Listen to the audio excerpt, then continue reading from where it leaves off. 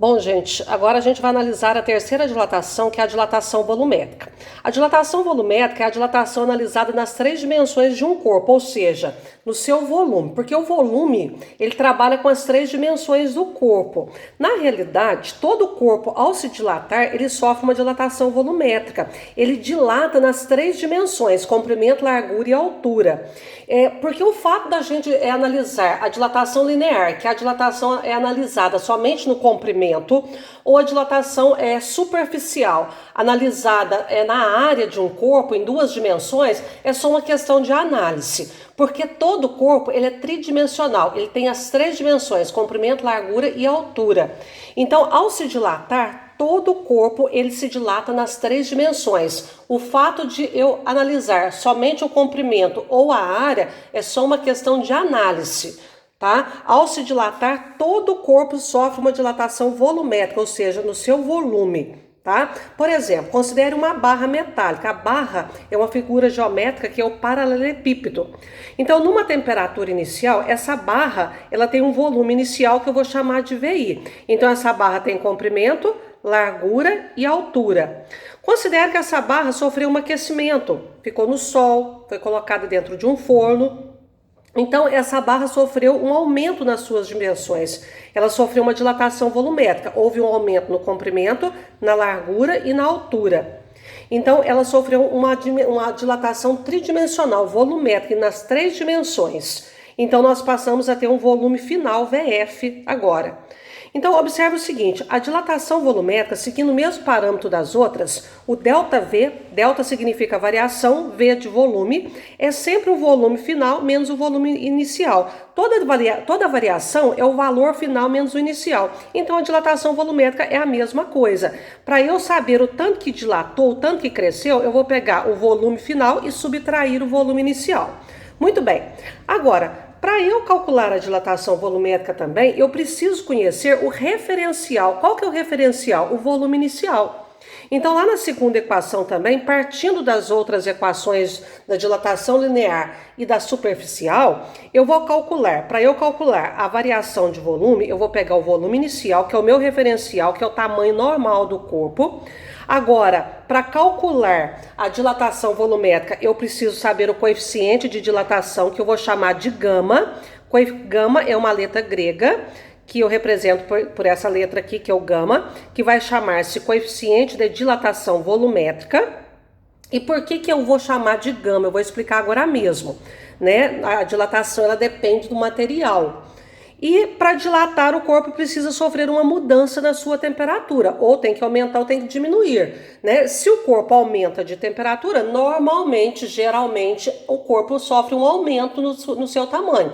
Se ele diminui de temperatura, normalmente ou geralmente, ele sofre uma redução no seu volume. Há exceções, como a água, por exemplo, né?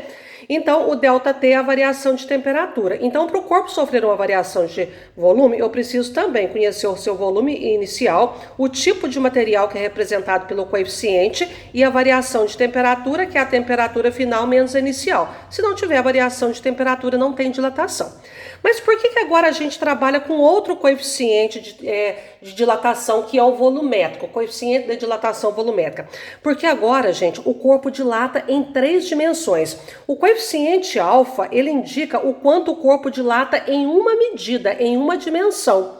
Agora o corpo está dilatando na largura, no comprimento e na altura. Ele dilata alfa na largura, alfa no comprimento e alfa na altura. Então, o coeficiente de dilatação volumétrica é 3 vezes o alfa, porque o volume ele trabalha com 3 dimensões.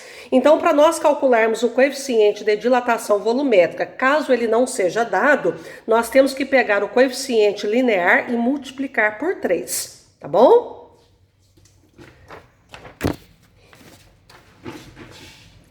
Então, aqui na nossa equação, Nas nossas equações, aliás, o VI significa volume inicial, o VF, volume final, o ΔV significa variação de volume ou dilatação volumétrica, o aumento de volume ou diminuição de volume, né? Nós podemos falar de várias formas.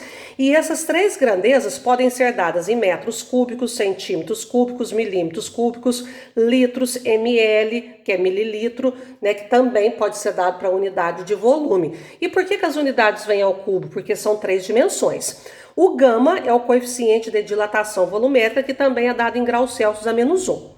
Né? É muito comum nós usarmos aqui o volume do paralelepípedo, que é a barra, que trabalha com as três dimensões, largura, comprimento e altura. E para nós calcularmos o volume do paralelepípedo da barra, nós multiplicamos as três dimensões. Então, se eu chamar a largura de A, o comprimento de B e a altura de C, basta eu multiplicar A vezes B vezes C. Ou simplesmente multiplicar as três medidas que eu calculo o volume da barra. Então, por exemplo, se eu tenho uma barra aqui cuja largura é 2 centímetros, o comprimento 4 centímetros e a altura 3 centímetros, para eu calcular o volume desta barra, basta eu multiplicar as três dimensões, A vezes B vezes C.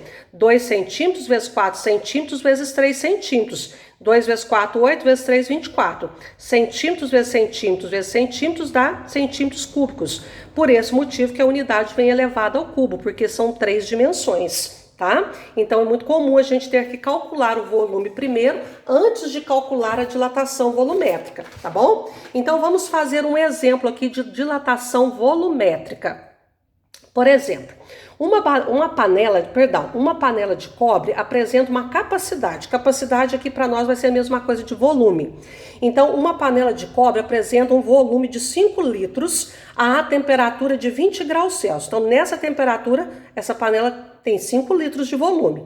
Ao ser colocada no fogo, ela vai sofrer um aquecimento e ela atinge uma temperatura de 120 graus Celsius, temperatura final.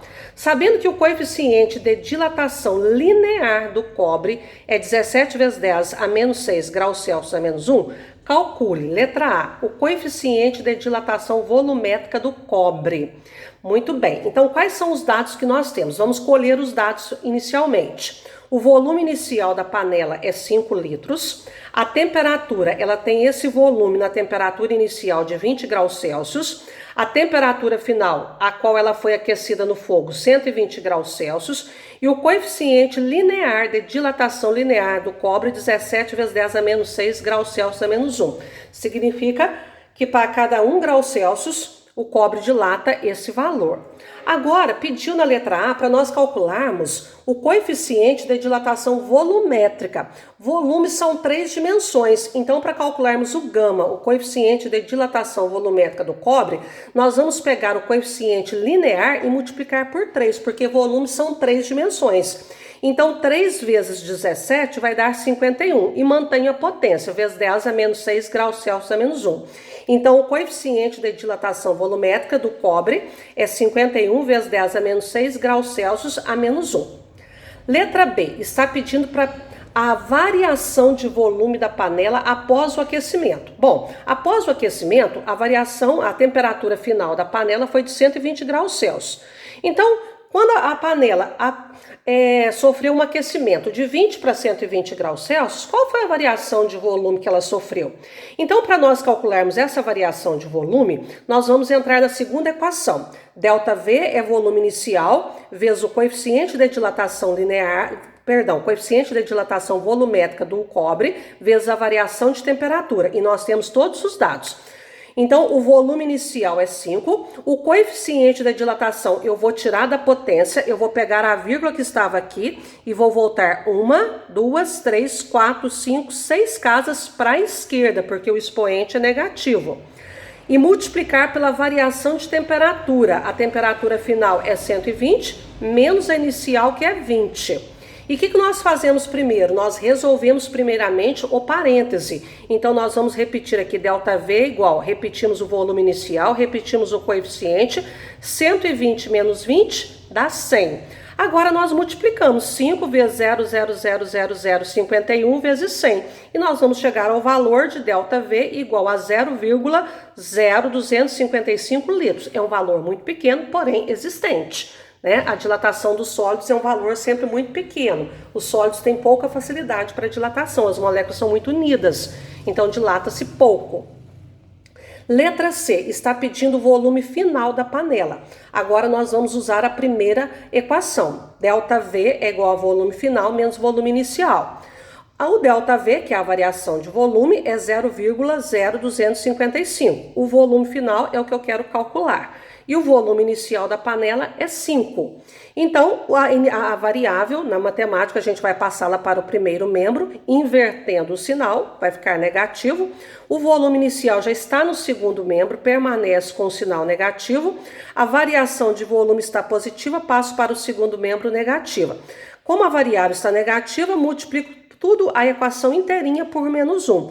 Menos com menos dá mais, menos com menos dá mais e menos com menos dá mais. Ou seja, o volume final é o volume inicial 5 mais a dilatação 0,0255. E 5 mais 0,0255 vai dar 5,0255 litros.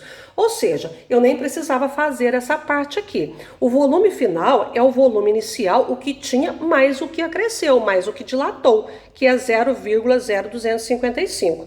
Então, o volume final dessa panela após o aquecimento é 5,0255, tá bom?